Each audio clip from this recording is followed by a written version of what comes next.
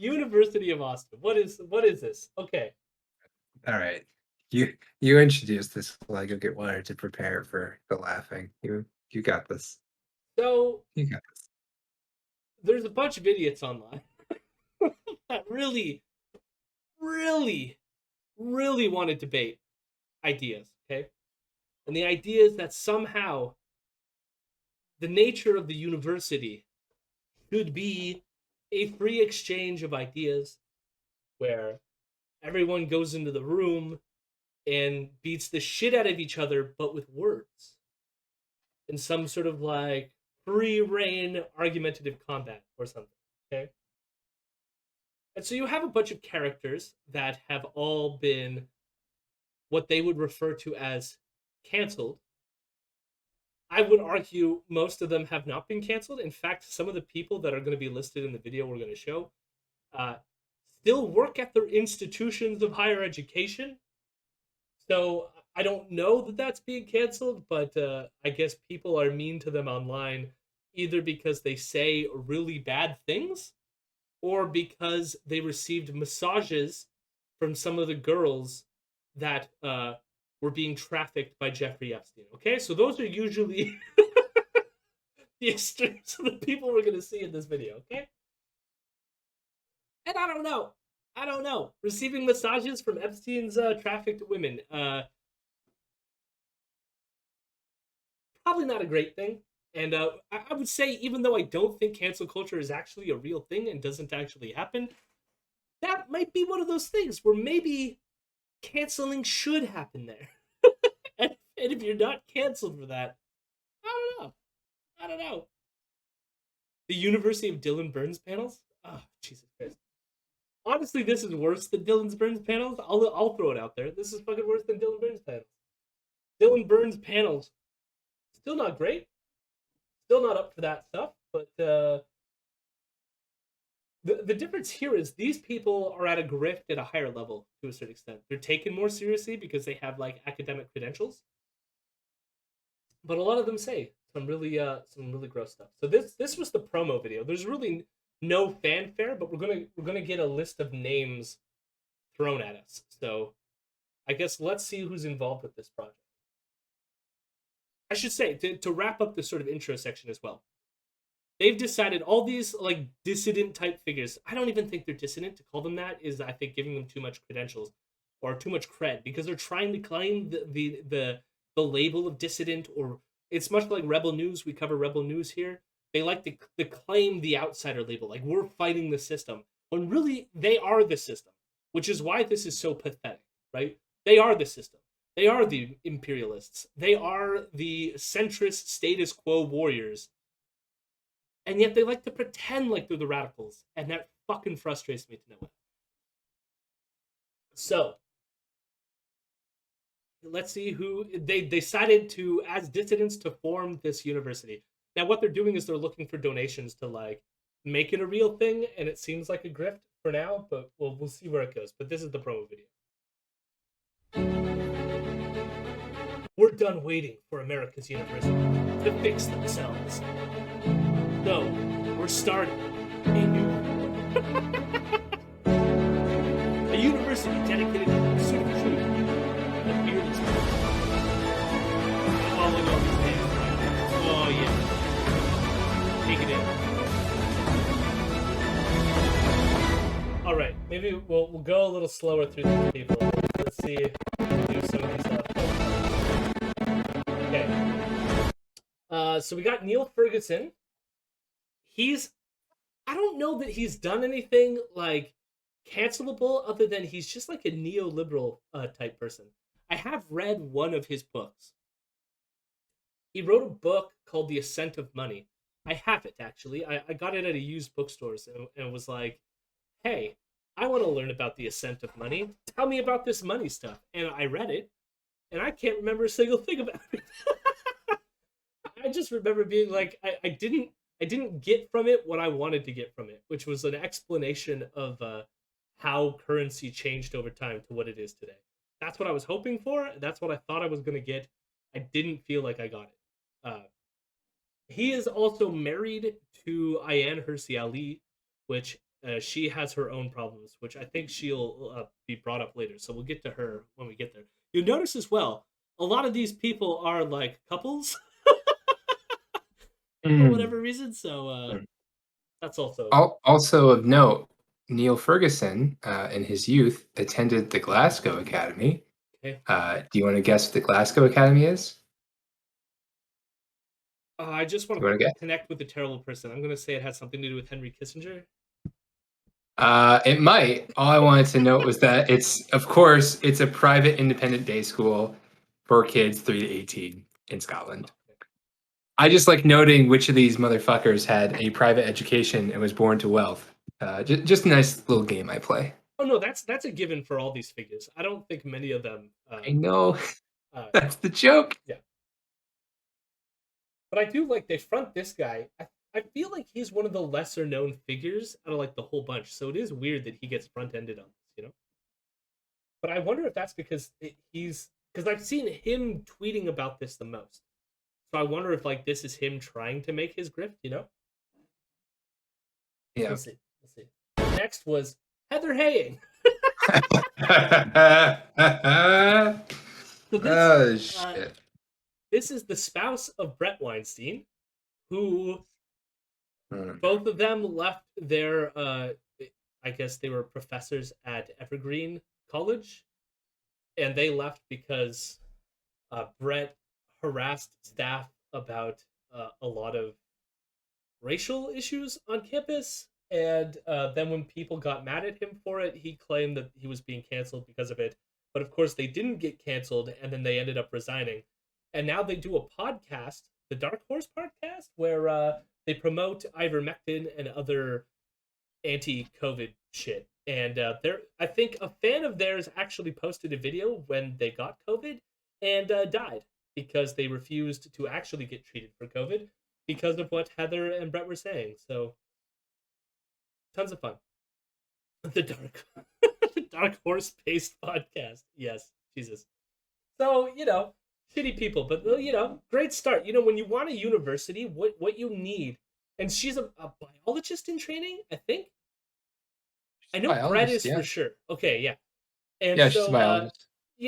what we need at our University of Austin is professors who do not have an expertise in a particular field to talk about it and endanger the lives of people by spreading false information. That's who I want at my university.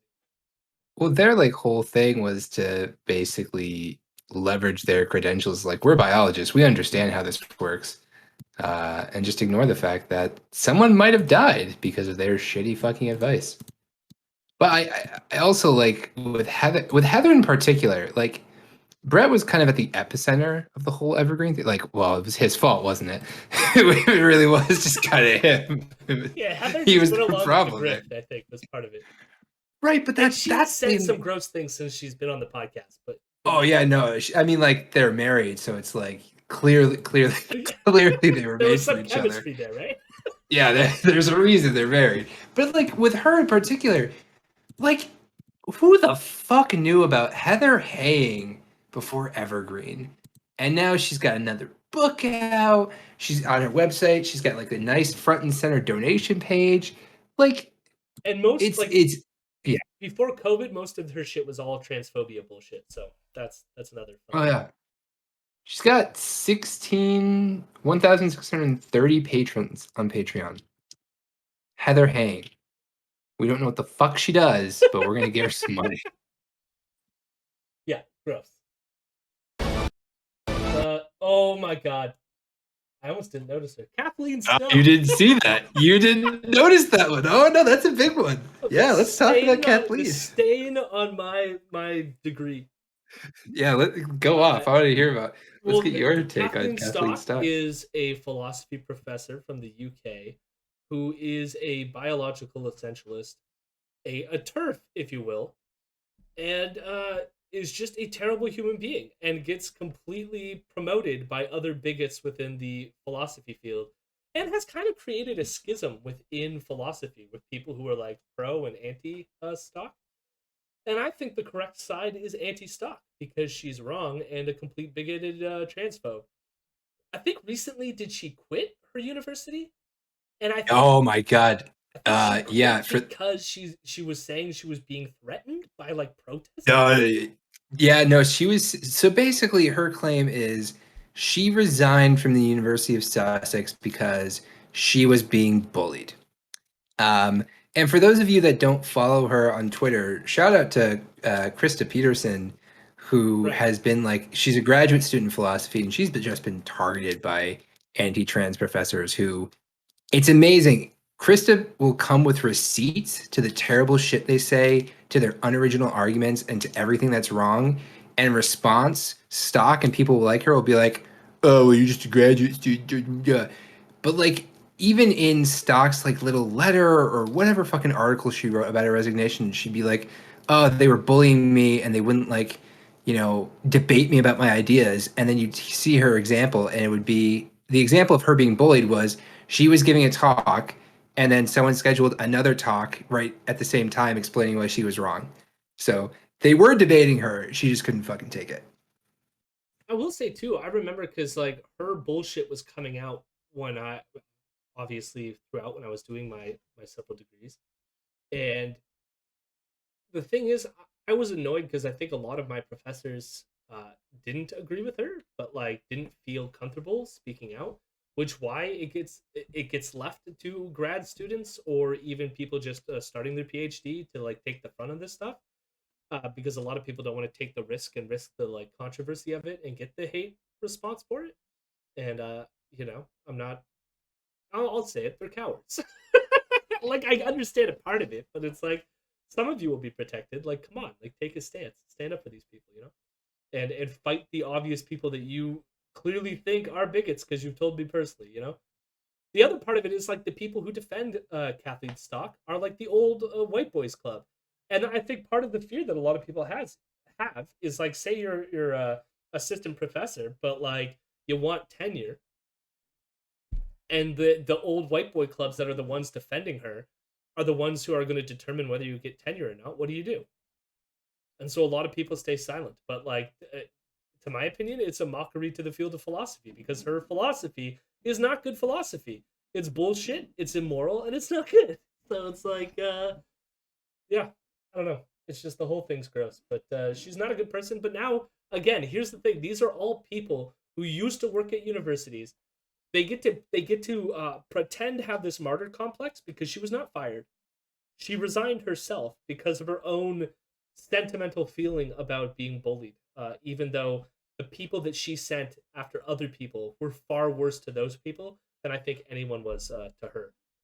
And she's the bigot. Like that's the other part of it. Maybe some of the hatred she's receiving is justly deserved because you think that trans people don't exist. So there you have it. Captain Stock. So far, a lot of winners at this university. It's better. Bari Weiss. The person who got canceled from the New York Times. Really, again, she was not fired. She resigned. She resigned because she said that the New York Times editorial board, the same editorial board that posted the Tom Cotton piece that claimed that you should bring in the military to beat up Black Lives Matter protesters, that that editorial board, the super left wing editorial board of the New York Times, was too left wing for Bari Weiss, and that's why she left. But she claims she was canceled, started a Substack, all the shit that these grifters do. She also was someone who used to cancel Palestinian protesters when she was in grad school at the University of New York, if I believe, or if I'm correct. Mm, So, mm. yes, like all Hmm. these people, both hypocrites and grifters and terrible, shitty people. So, very fucking wise. Yeah, I think so far most of these people are people who resigned and then claim that they were being bullied. All of them, all of the poor fucking people who quit their jobs are so oppressed, It's so oppressed with their thousands of dollars. and well, that's the thing. It's like they're gonna be like at home swimming in their piles of money, being like, "Oh, I'm so oppressed. All these people are bullying me." And then, okay, yes, this Peter Boghossian. No, no, just skip him. He's the least important one. Just don't even give him the satisfaction. Just fuck him. He's a shitty professor who quit his job because he doesn't know what the fucking IRB is. Moving on. Oh yeah, he also quit his job recently, didn't he? Yeah, he I also fucking forgot about resigned. it. They all fucking did this. Holy shit, all of them have done this. Oh He god. resigned because they refused to promote him I forgot after about that. his Yeah. son. They refused. He's like, oh, he like went off on a bender on Twitter about like, what was it? Like, oh, what's the typical H index for an associate professor in philosophy? And I was like, whatever. It's more than you have, Peter. No one cares about you. You've done nothing. I will Uh, I will eventually. I still plan on making a non-streamed, like a video essay style YouTube video going through the hoax papers. I still plan on doing that. But my favorite is there's a stream that they did when he first got notification that the IRB was going after him for failing like ethics or whatever, or subverting the ethics by going around them to do this rather than going through them. And it's him in like a house robe because I guess he had like just woken up. He's video chatting like James Lindsay and Helen Pluckrose, just being reading through it, and then there's like moments in there where like you can clearly see it in him, like it sinks in that it's like, oh shit, I did violate ethics. yeah. No, you 100% did. And like at the end of the day, he did get censured for it. He did get like I think He someone was said, I adding mean, stuff it's on the Twitter. wall. Well, here's the thing though. Like it's a slap on the wrist, and I think it's for what he did. It's not like he put real. I'm sorry, editors at journals, but you're not real humans. He didn't put real subjects in danger, right? Like he Yeah, didn't put anyone that matters. yeah, But like, ultimately what he had to do was he had to complete the stupid city modules that says, "Yep, I know how human subject research works now." And someone was saying that he just like never did it. So it's like you couldn't even do the stupid city modules. Really? was that after They're he so got easy. like slammed with this, or was this before? This was after. No, Oh, so after. he's even after the thing, he just didn't bother doing it. That's what I heard is that like he's just didn't he couldn't do I mean, you it. It's you say journal editors aren't people, but there's a sense here, like regardless of whether they're people or much people you want to status you want to give them. I can imagine being the person who was the editor who was like, "Yeah, I'll publish that," and then it comes out as a hoax, and then you're like, "Oh God, what have I done? Is it like my head going to be on the yeah. thing?" Like Yeah, that yeah, would yeah. cause stress to people, you know. No, of course. Uh, I'm not saying that like what they did was bad. I'm just saying like in the toss up between, you pull the prank on your field and, ruin trust in science versus you injected people with right, right. compound otherwise. Like I can understand why they would be like, okay, you need to take some courses. You need to understand why this is a problem. You're a stupid philosophy professor. Obviously, you didn't know what you were doing. I So mean, but that's the thing. I mean, like most psych studies are like non-invasive, like getting people to just fill out surveys or whatever. But even they have to pass yeah, like a review board just to make sure that right, like you're prepared if this even causes minimal distress to like at least yeah, offer resources to people or whatnot, right? Like it's just yeah. common fucking sense. But he clearly did not care Up to about Peter. common fucking sense. Up to Peter. This Peter guy. thought he knew better. Peter of Portland State University thought he knew better. Oh fuck. All right. And then I think the next person was in there too. David Mamet. We don't have to go into too much detail about him, except he's a famous theater director and has done some movies.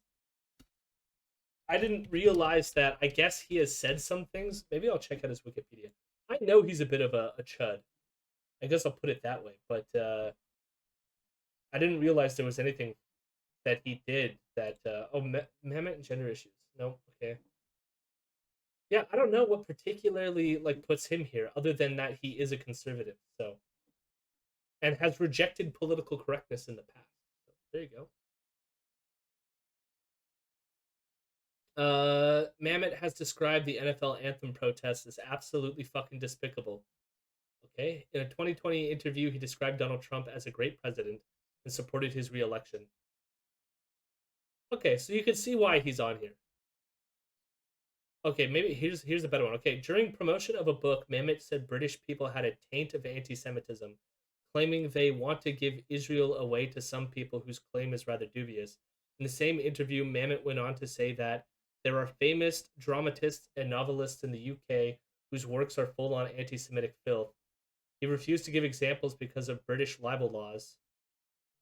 He is known for his pro Israel positions. In his book, The Secret Knowledge, he claimed that Israelis would like to live in peace with their borders. The Arabs would like to kill them all. So he's also Islamophobic. Great. And friends with Thomas Sowell, apparently, as well. Okay, cool. Cool. David Mamet. That's why he's on this list. But otherwise, he makes mediocre stage plays.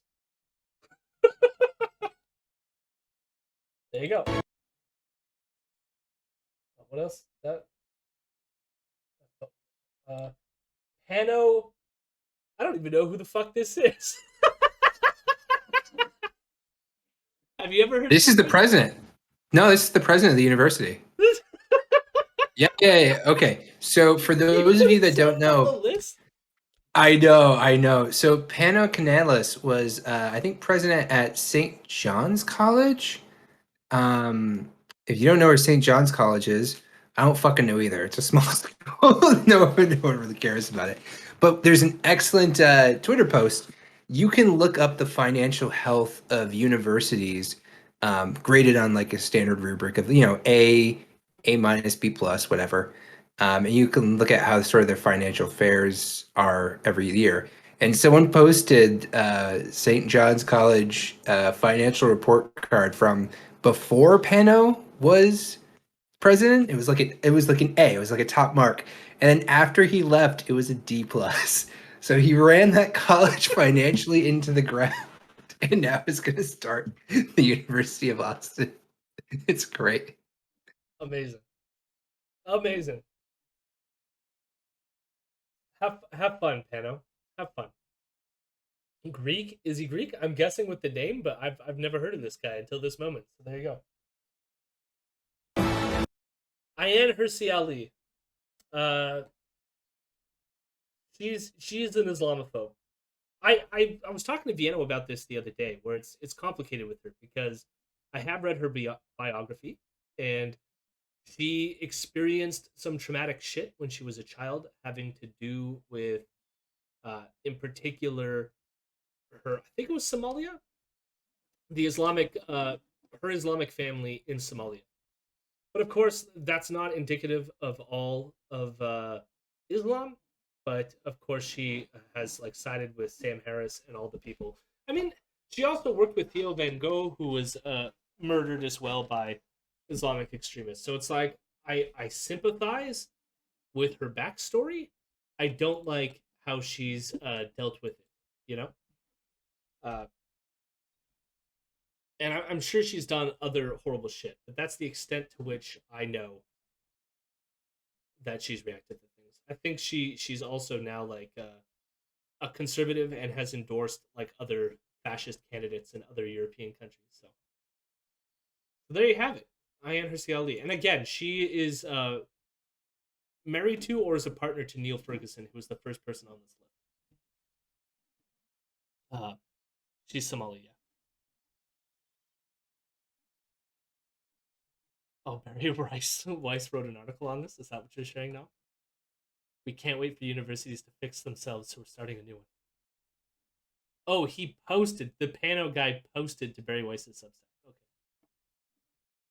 Oh God, Bari Weiss's Substack is called Common Sense. Gross. Ironic. Gross is all I have to say to that. Thomas Paine is rolling in his fucking grave. Oh, that name sounds familiar, but I'm not sure who this is. Robert Zimmer. Robert Zimmer. Oh, there's a lot of people named Robert Zimmer. Probably this? Maybe a mathematician of some kind? I don't know. I don't know what. There's a bunch of Robert Zimmers, so I'm not sure we will move on. Joe Lonsdale. I don't even know who this is. Who the fuck is Joe Lonsdale? Joe Lonsdale. A lot of people here that I've never heard of. Sexual assault and so he might be someone who is a venture capitalist who had a sexual assault charge against him. Apparently worked with Peter Thiel, maybe. I think he might work with Peter Thiel on Palantir, which is his like weird like a spying software of some kind. Joe Lonsdale is a technology entrepreneur and investor. He is the managing partner at 8BC, a US based venture capital firm that manages several $billion in committed capital. He was an early institutional investor in many notable technology startups, including Oculus. He is the founder of Palantir Technologies, which is with Peter Thiel. And he is backing Bari Weiss's, according to this, it says Bari Weiss's University of Austin. So there you go. There you go. That's who he is. One of the articles said something like there was a sexual assault allegation against him, but I don't know. That link was very weird, so I didn't get a lot of information from it. But there he is. You want a picture of him? I've never seen the guy before. There he is. Look at him. Look at his schmucky face. Big old schmucky face over here. John Lonsdale has way too much money for his own fucking good. We're in the benchwarmer end of the roll call. Yes, I feel like, but it's like the midsection. I think they'll get to some other bigger people too. Another person I don't know, Arthur Brooks. Arthur Brooks. This one again sounds familiar, but he also has a really, let's just say, normal sounding name that it might be hard to figure out who he is. Arthur Brooks, University, Austin. That's how I found Lonsdale. Okay, he's got a Twitter. What is his Twitter like? Professor of Practice at Harvard. How to Build a Life in the Atlantic. Past president of the American Enterprise Institute. Okay. He's one of them. He was the past president of the American Enterprise Institute. There you go. God. Zimmer It's was like the 6 degrees of. Yeah. Zimmer apparently was the president of the University of Chicago.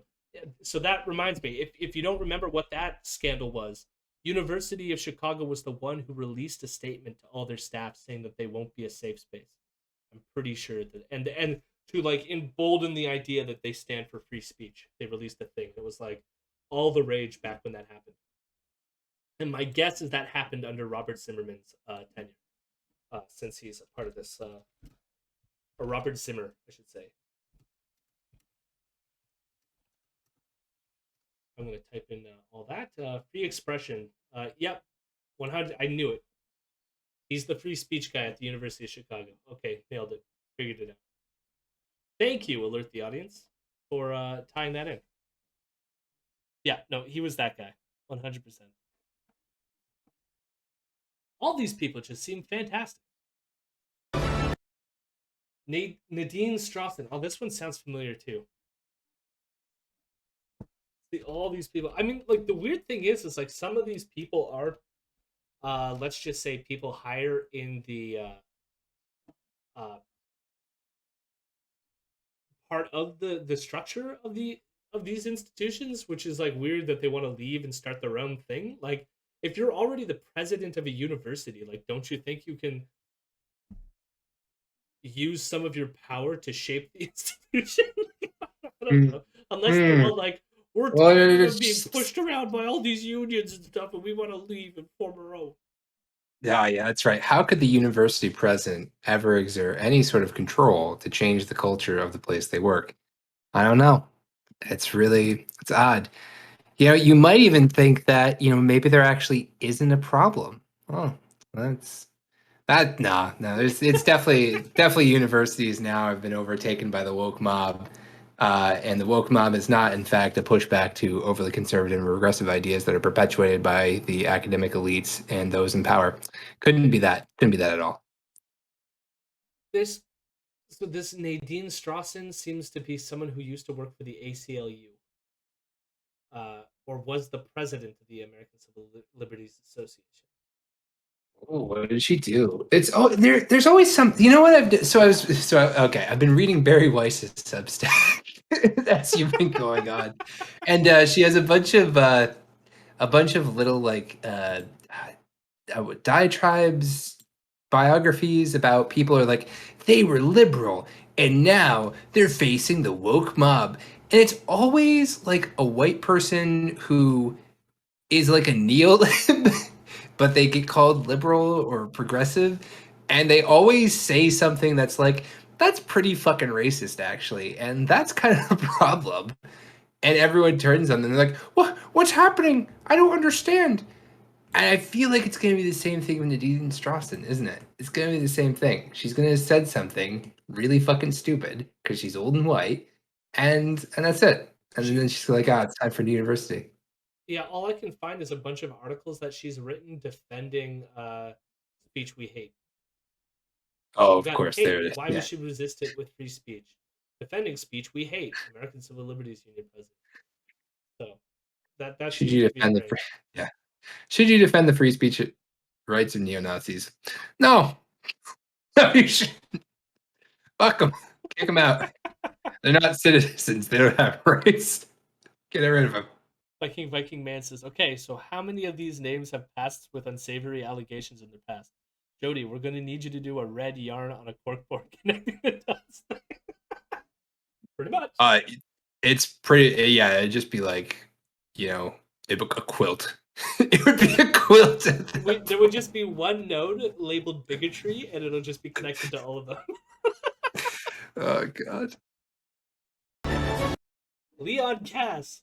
We did really. It goes by so fast that like it was covering up. I think the fact that a lot of these people would just be like, who? Who is this? Leon Cass is an American physician, scientist, educator, and publicly intellectual. Cass is best known as a proponent of liberal education via the Great Book, as a critic of human cloning, life extension, euthanasia, and embryo research, and for his tenure as chairman of President's Council on Bioethics. Oh, so he's like against the stem cell research and stuff like this. Are you on Wikipedia? Yeah. Click on the views on women. Oh no. Don't read it out loud. Read through it quickly first. Okay. Well, I'll read, but I'll stop if I'm feeling like it's getting somewhere. Okay. In his 1992 article regarding daughters and sisters, Cass writes that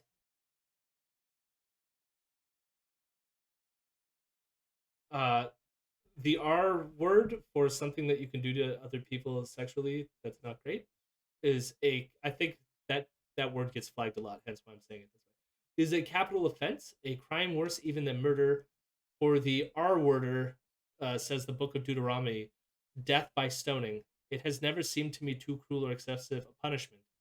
However, he Mhm. criticizes the modern conception of R word as a violation of the will, not a violation of womanliness.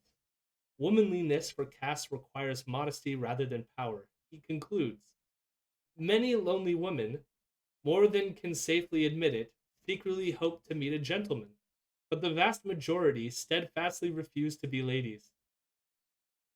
Dear God. Indeed, no longer know what it means. Small wonder then, so much sexual harassment and even R word when power becomes the name of the game. The stronger will gets his way. Oh my god. Okay, yeah. So he's blaming women. Yeah, there it is. Yeah, he's one of those. Yeah. Okay. All right. All right. And he supported George Bush on canceling stem cell research. So. Why do we cancel Leon Cass? I just can't fucking figure it out. Why wouldn't we want him Let's teaching get around him in the America's youth? I don't know. university. Oh, wait till the last. I think it's the person at the end. I have a tweet to send you of theirs. That's just like, oh my fucking god. So when I was talking about someone receiving massages for Epstein's sex trafficked women, we have now arrived at that person. Okay, I will say, I have enjoyed a Steven Pinker book or two. Okay, I own a whole bunch of them, and this was before I knew he was a complete asshole. Okay, He has blocked me on Twitter because I happened to remind him of what he did with Epstein. So we're no longer friends on Twitter, okay? And that might break my heart just a little bit, but fuck this guy. I mean, like, he's defended a whole bunch of people. I mean, here's you want to know the one thing about Steven Pinker, not just that he received a massage from a sex trafficked woman, he also uh, was Steve or what's his name, Alan Dershowitz, who again he at least so when it comes to Steven Pinker, I think one of the women came forward saying that he didn't do anything sexual. So, for all we know, Steven Pinker didn't actually engage in any uh, inappropriate stuff with the women that Epstein was trafficking. Although there was probably red flags that should have hinted to Pinker that this wasn't a great situation, and he didn't tell anybody.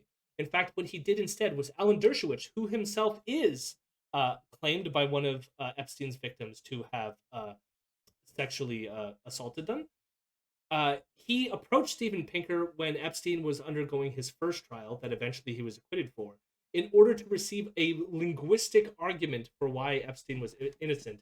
And rather than Pinker going, "Oh, this dude I associate with, who is being credibly accused and is under trial for abusing young women, I think I will actually help craft his legal position to get him off of that crime." So fuck Steven Pinker. He is a terrible human being. I don't care if he wrote a book that you liked years ago. To add to that as well, and this is again just part of my upbringing, I read The Blank Slate when I was younger, and part of me really appreciated that back then. But I didn't have, let's say, a more fuller picture of the world back then to know some of the controversies involved in the shit that he wrote about in that book. And one of the things that he does in that book is defend the bell curve. Okay? Now, he doesn't necessarily defend it in the same way that, say, a full throated neo Nazi race realist might defend it. But he defends it in that kind of like hand wavy, they're just asking questions. And like, shouldn't we ask questions about biology and race?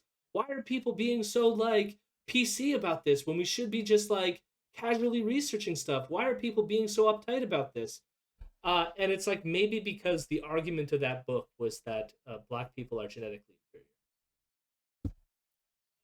You know, but thank you, Steven Pinker, for defending shitty people throughout your entire career.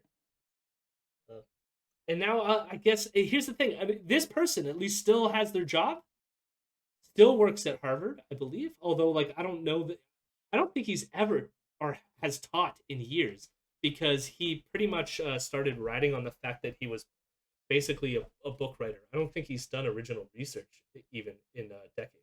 So, but fuck him, fuck him. I don't know if you have anything to add to Steven Pinker or if that covers. No, no, I'm not blocked by him yet, but we'll see. Oh, John A. Nunes. Who is this wonderful human being? Have we haven't found an innocent person yet here. Let's go. John Arthur Nunes serves as the uh, president and CEO of Lutheran World Relief, an international relief and development agency that works to end poverty, injustice, and human suffering worldwide. That makes him sound good, but this is also, I guess, part of a Google Books thing. So I don't know if he's done cheater stuff elsewhere. See what his Twitter says. Oh, he's the president of Concordia College. Okay.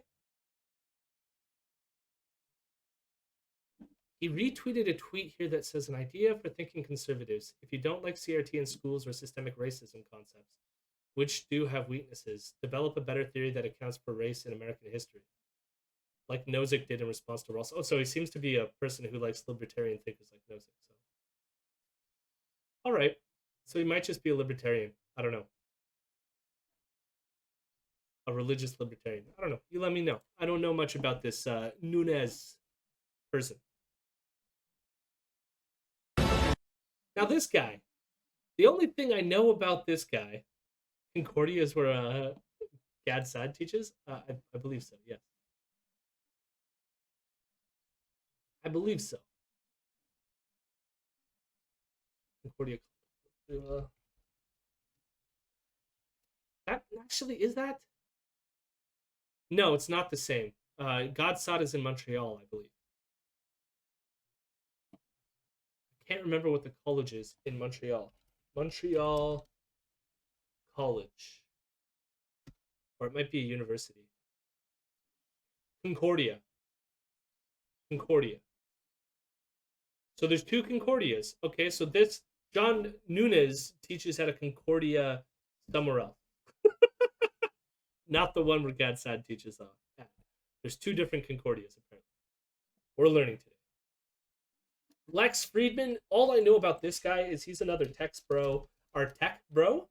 I know he hosts a podcast, kind of like a Joe Rogan style podcast where he just interviews fascists for very soft interviews. Uh, I think recently he did an interview with Neil Ferguson, who again was at the front of all of this. But he's a podcaster. That's pretty much. He interviewed the guy who does Ethereum, so he's like doing Bitcoin shit, or cryptocurrency, I should say, because Bitcoin's a brand name. So yeah, that's what I know about Lex Friedman. He's platformed all kinds of shitty people, even like anti-vaxxers, and like he pals around with Joe Rogan, like as this picture shows. So look at him, best friends, two peas in a pod, you know.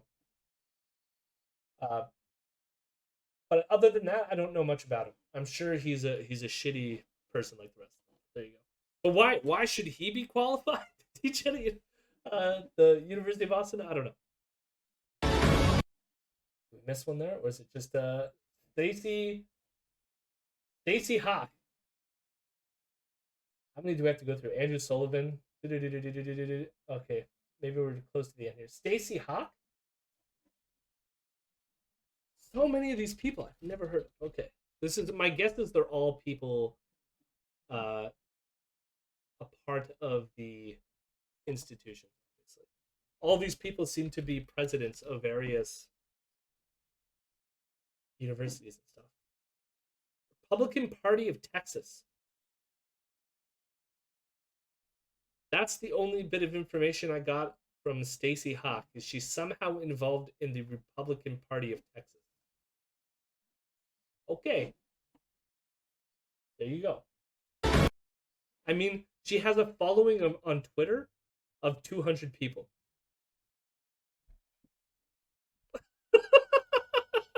Yeah, I have no clue who the fuck this person is. I don't know why we need to be impressed by them. Be impressed. Don't you hear the soaring music? Be impressed. Okay, Andrew Sullivan. Oh, can we just move on? I don't want to hear. All I will say is he published an excerpt before the book came out of the bell curve as like a promotional piece, and has since promoted the bell curve ever since. So Yeah, he's been really good about it. yes, I think someone's even asked him about like whether or not he believes in like race related differences in dick size, and he's been pretty supportive of that. So, you know, at least he's consistent. I gotta give him that. Well, yeah, I mean, like, well, because if he appreciates the bell curve, of course, the bell curve used as a source Philip J. Rushton, who That's right. used to teach psychology at the university that I was doing my PhD in, and was a complete utter fucking racist neo-Nazi. So, hooray! That's right. Oh, anyway, moving on. Andrew Sullivan, Joshua Katz. That name sounds familiar as well. Joshua Katz, maybe American journalist. Oh, is this the Princeton guy? That search result did not elicit anything. Linguist? A linguist? He was or maybe it wasn't a linguist, but he was a classics professor. I remember he had like some sort of thing happened about like he had a bad viewpoint or something. I think he said something racist or stupid. I've got an article here that says alumni allege history of inappropriate. What is this? 1986. Alumni allege history of inappropriate conduct with female students by Princeton professor Joshua Katz. That might have something to do with with, with the problem. That sounds more familiar. Okay. Anyways, I'm guessing this is because this is the classics professor in linguistics. I'm assuming. I mean, all we have the name in this thing, but I mean, here he is writing articles on cancel culture. Joshua Katz, or maybe this isn't his article, but someone's writing about him. Joshua Katz, cancel culture and its discontents transcript. So he's Right. writing about religion apparently and cancel culture. So good fun. Good Right. fun. I think he was, yeah, I think he would talk about like cancel culture and why it's bad. And then a bunch of people were like, hey, why did you harass? Why did you harass your students? And he got really quiet after that. Kind of more difficult to find names on here that don't support the bell curve. Correct. Viking man. Correct. Oh god. Jeffrey Stone. Yeah, sorry, just the other thing about Josh Katz is he had called the Black Justice League a local terrorist organization in a Quillette column. This is very much against Black Lives Matter. All these people. They have such wonderful, wonderful histories. I feel like I'm not going to find much on this guy. Rob Henderson. I get a rugby player, so I don't think this is who they're going for. This person interested in human nature. Okay. PhD candidate. I'm assuming because they're interested in human nature that they would be totally in for this. But let me see if their Twitter is retweeting any University of Austin stuff. I can't. Oh, yep. Okay, yeah. So it is probably this guy. He seems to be a PhD candidate and a veteran and has a website. Okay, what is the website? I am interested in human nature. My writing focuses on psychology, social class, and success. I'm perhaps most known for being the discoverer of luxury beliefs, a term I coined to describe a new way of looking at the American status system. Once described as self made by the New York Times, I am now a doctoral candidate in psychology at St. Catherine's College, Cambridge. I have written for the New York Times, Wall Street Journal, and Quillette, among other outlets. Okay. And have appeared on several podcasts, including Honestly with Bari Weiss and the Jordan Peterson podcast. Okay.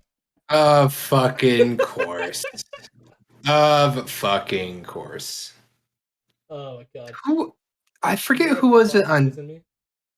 Yeah, I forget who it was on Twitter that said this, but it's like, if you want to say you're gonna create the university focus on truth, why does everyone just agree with each other at your new university? Like, why is everyone the exact fucking same? Why do you have the exact same views on everything? Where's the viewpoint diversity, guys? I mean, it's like with the David Rubin show, where whenever these people like sit down for chats, they're always like, "We disagree about a lot of things," but then they never talk about those disagreements. And it's like, do you really No, disagree? no, they don't. Oh, oh my god, Jeffrey Stone, Jonathan Haidt, okay, Mickey Sullivan, Larry Summers, Jonathan Rauch, Glenn Laurie. Oh, there's so many to go through. We might have to cut it Oh wait, close. yeah, Well, no, no, grab the one person you want. do I'll flag at least the ones that I know. We'll do like a rapid fire here. I know Jonathan Haidt. I'm eventually going sucks. to do a separate video on him as well. He sucks. Yep, Don't know who they sucks, are. Larry sucks. Summers famously wrote that women aren't good enough to like do certain careers. That's That was the right. biological thing, and That's right. resigned after the uproar. I think. Right? Did he resign? Yep. I think he resigned. Who knows? So Was he anyway, president of gets a Harvard? rating. I don't know. Gets a rating of sucks though. Don't know who you are. Glenn Lowry Sucks. sucks. He mostly like works with John McWhorter to talk about how black people are having a great time and it's never been better or whatever. Is that a good summary? No, yeah, that's perfect. Yeah, it's good. I don't know who you are. Yeah, I don't know. Don't know who you are. No, don't know. Account, I have no clue who you are. Caitlin Stop. Flanagan. This is the one. Do you remember? So this is insider knowledge chat. But Jody and I were playing Apex last night, and I told him about Cicero. I sent you one unrelated screen cap, and I'll find the other one for Caitlin. That happened. But she tweeted that out about her new university. So it's good. So the University of Austin updates goes, we believe in the following Socratic method to the fullest. As such, our professors are encouraged to sleep with their students as a part of their pedagogy. So I'm guessing That's this a is a joke account. that's a joke account, yeah. No, but professors may elect to sleep with their students in hopes of a better course evaluation. No guarantees.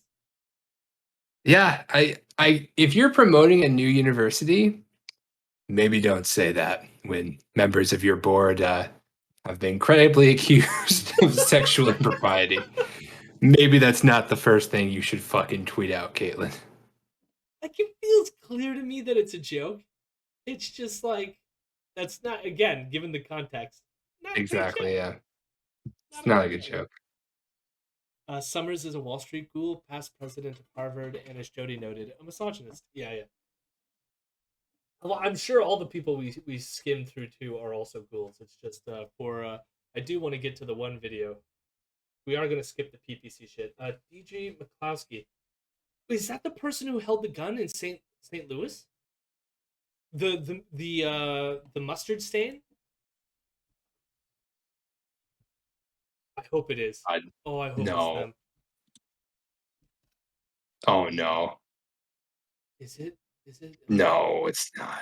No. Oh, I was hoping because it is the McCloskeys. They are the ones that were It, with the guns on the front line or the front it yard, right? is, yeah. Yeah. But Yeah. this is a different person. Oh, shucks. This is different. Thought they were gonna Different. hire the mustard I stain. know it would have been amazing. It would have been incredible. Oh my god. No, Deidre McCloskey is a trans woman and distinguished professor of economics, history, English, and communication at the University of Illinois at Chicago. Good work. How do the transphobic people at the universe handle the fact that there's going to be a? I mean, obviously these aren't the staff, but like, let's just pretend they're all like colleagues at a university. How does that work? I think that's what we're all waiting to find out, to be fair. All I right, think we're all waiting with bated breath. all right. And still growing. University of Austin. Okay, there's one more University of Austin thing that I wanted to go through before we move off of it, and this is this one take by somebody who I did. Well, first, actually, let's do a joke take. Everyone follow this account because it's incredible. It's the University of Austin's Classics, and they've been posting like courses on offer. And so this one is beginning summer 2020, Big Naturals course. Our Big Naturals summer program invites top students from other universities to engage in provocative discussion about the great men, and yes, even some women, of antiquity. What natural leadership traits did Cicero, Caesar, and Cleopatra possess that made them big naturals? Important discussions will be led by top professors from Ivy League institutes who have had hands-on experience with these big naturals.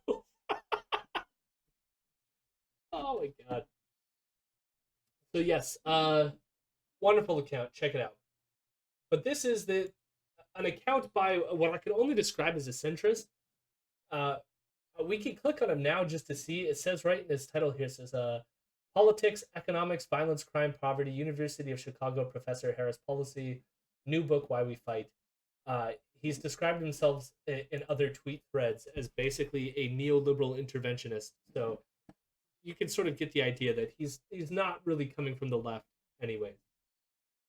But his name's Chris Blattman, and he wrote this tweet thread that I thought was just incredibly embarrassing. So he goes, I find the University of Austin ridicule cringeworthy. The fact that I'm at a leading policy school at one of the more free thinking places, and I can't think of a single conservative on the faculty, and a handful at most in our other professional schools, ought to be deeply concerning. I have a feeling he's a conservative too. Like, I mean, if you're a neoliberal interventionist, probably lean conservative. But here's the thing: is this myth that somehow uh, schools are not conservative, I don't think actually rings true. I think it might be true that the humanities skews left. I think that might be true. But when you get into STEM, and especially when you get into like engineering and math, I don't know that this is necessarily the case. Closeted, yeah. It goes on. Young conservatives are reading our tweets and are being dissuaded from academia. Young progressives are reading us and confirming their view that it is perfectly fine to dismiss and ridicule ideas they don't share, even if they've never thought about them that deeply. Now, notice how, like, in the bracket there, even if they have never thought about them that deeply. A lot of people mock views that they like. Here's the thing: is I ridicule, I mock, and all I do is spend my time reading right wing stuff. I have to say, I probably know them pretty deeply, you know, and it still is perfectly fine to mock and ridicule these beliefs because their beliefs are endlessly mockable and stupid. Like, I guess the impression here is somehow it's bad for us to be mocking a whole group of people here who have different beliefs than us. But if they're bad beliefs, do we just let them fester and not point them out? I don't know. Ridicule can be useful. He goes on. Whenever I hear students in my school discuss conservative viewpoints, I am struck by how naive, astonishing, false, and elitist they are. Elitist. The students in the audience that are mocking conservatives are elitists. Not That's right. That's right. Those damn elitist students learning shit ahead of the concern. oh god. This should be worrying most of all to those who care about progressive causes, for these kids do not understand their opponents. Now again, I don't know who he's talking about, but most of these people who exist online who have had experience interacting with conservatives in the wild, I think people understand what conservatives are and how they think. You know? That's so yeah, this is the thing. This is the thing that drives me nuts about other academics is that they're essentially trying to characterize conservatives as these like rational actors that you would find in your job or on campus when they have to behave, right? And then all of us who are terminally online are getting conservatives unfettered, unfiltered thoughts, which basically boil down to gas Jews and black people. And we're like, no, no, we don't want to be around them in like the part where they have to behave because we know what they're really like. It's way more frustrating than that because you always get this kind of like low hanging fruit thing of like, we're just going after the Benny Shaps and the Matt Walshes and the Ezra Levants, and we're not going after the like intellectual conservatives. I've gone beyond the low hanging fruit to go to the like more, let's call them academic conservatives that all the people point to as like the high minded intellectual ones, the ones who write the books, all that fun stuff. And they're just as bad and incoherent. The only difference is it takes a longer time to like deconstruct it, and therefore I'm not going to waste my time like doing a show like this. But here's the thing: is I've read them. Do you think Thomas Sowell has any better arguments than these fucking idiots doing No. Oh, YouTube videos? don't you fucking hate that? Don't you hate when people dress up their fucking argument in like these 50-cent words that take and you have to like because like you have to use brain power to be like, okay, what he's saying is this, what he's saying is this. And then you like drill down and you're like, oh yeah, this is just as dumb when that asshole on Twitter said it. It's just like, why did I have to buy this book to hear the same argument but longer? I don't like it. I love Viking Man is like, aren't these the types who constantly say that bad beliefs should be mocked and scrutinized? Yes, but of course they just don't want their own views mocked and scrutinized. Which is why it's the kids in the classroom's fault. It's not my fault for having an incoherent worldview that deserves to be mocked. It's that the kids don't know any better. Uh, because if your reaction is that there are no theoretically or empirically well founded conservative viewpoints, then I would ask you to consider one, perhaps you haven't engaged seriously with them. I find we'll get to point two in a second, but this one really just fucking annoys me, which is like perhaps you haven't engaged seriously with them. What if I've engaged seriously with them and I concluded that they're wrong? You know what I mean? But like the way he frames this, you can never agree that they're wrong. There's always this theoretical, uh, uh, conservative viewpoint out there that must be taken serious. That it's like it's not wrong because it's just an opinion like we all have, man. It should be on the same like level as everything else. This is like the Jonathan Haidt fucking narrative, and like we didn't talk about him when he showed up in the thing, but his whole shtick is that like uh that conservatives have a more well-round sort of like moral position because they adopt more different elements of like their moral system that like leftists lack. And like some of those like moral ideas are things like loyalty. And it's like, okay, so leftists are less loyal in that if someone is a dick to them, they don't like continue to appreciate that person. Like what then what's the benefit in being the type of asshole who will just like take a beating and continue taking the beating? Like I it's amazing, but it's like for some reason we just have to accept conservatives. We just have to accept them for who they are. And you got to like if you just if you disagree with them, you just don't understand it deeply and you have to spend more time with it. How much more time do I have to spend with them to know that they're completely full of shit? I fucking hate this. Uh Peace, Viking man. Oh, Viking man, you're going. See you later, Viking man, and see you as well. Alert the audience. Uh, thanks for tuning in. Much appreciated. Much appreciated. So yes, number one sucks. Then number two is and two. Perhaps we should be increasing the supply of serious investigation. Uh, sure, in a vacuum, sure, but like I don't think Chris Blattman wants a really good investigation going on here.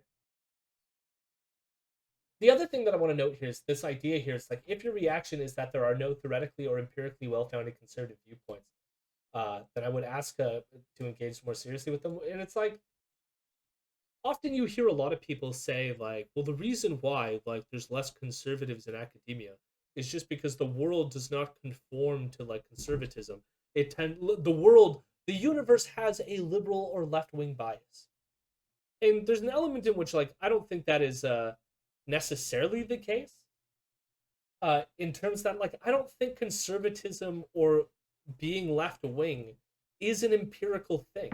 It's a disposition. It's a moral outcome. And like how you deal with a moral argument is having a moral argument, not a factual argument. And so yes, I disagree with conservatives because their moral conclusions always tend to lead towards shitty things like segregation, racism, genocide, all that shit. You know, patriarchy, hierarchy, war, murder, all those fun stuff that I don't like tends to be happening on the conservative side of things, or let's say unjust murder because murder happens all over the place. Uh, and so it's like, yes, I have a moral opposition to conservatism. It's not like a and like I can have moral arguments, but it's not like we're analyzing sociological stuff to determine that it's like morally incorrect. We can do that just by like we went through the list of people. All of them have supported various aspects of like race realism, have sexually harassed their students, have said really bigoted things about trans people, are in favor of the occupation of Palestine. Like all of these people were shitty, immoral people, and maybe that's what we're objecting to, not some sort of weird like uh, thing that has to do with empiricism. I mean, the only empirical part there is that like just watch a bunch of conservative people. They're pretty shitty, and you will see them doing shitty things. Uh, I think that's it. I think that's all I have to say about the University of Austin. So, how long do we think this is going to last before it collapses? Did you see their timeline? They have a timeline. No, no, I did They not. have a timeline. So Their timeline is by July, I think 2022, they'll have hired the first 10 faculty for their new university and establish a center for entrepreneurship with those 10 faculty. Jesus. And then the year after that, they'll finally figure out where the fuck those faculty are going to sit because they don't know where their fucking campus is going to be yet. Was the Gonna tweet be- was the tweet thread that you just sent me the one about Cicero? It was, yeah. So I didn't know that about Cicero, that we didn't discover his works until later in life. I think it's that particular one that wasn't discovered. I think Okay. there's other works of So Cicero we that were knew about discovered. Cicero. We just didn't know that he wrote about Rome collapsing. And so, Right. And like Rome wasn't really collapsing anyway. It survived like another okay, 500 years after that. And like, so like her arguments like, oh, he read on the Republic and, Jonathan Adams loves that. But like, Adams definitely read other work of Cicero. Like, that's clear. But yeah, like, he did not read that book that wasn't discovered until after his death. Yeah, God. fun.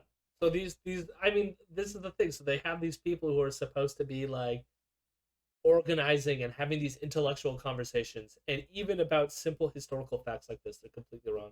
So this is Caitlin Flanagan again, one of the people mentioned in the so, so that's that. University of Austin. Good luck. uh, yeah, and I hope you have a lot of lawyers retained on your staff for when the lawsuits come when you actually establish this thing. And dear Lord, dear Lord.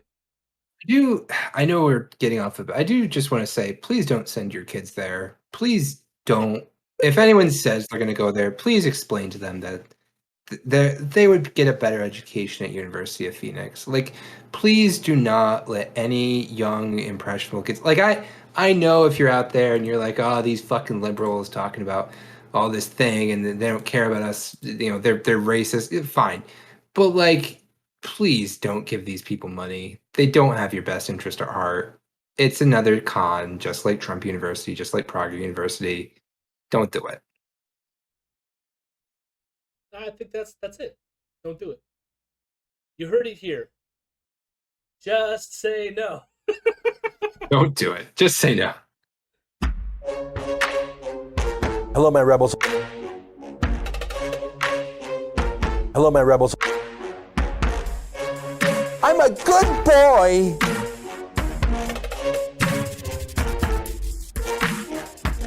I'm a weirdo.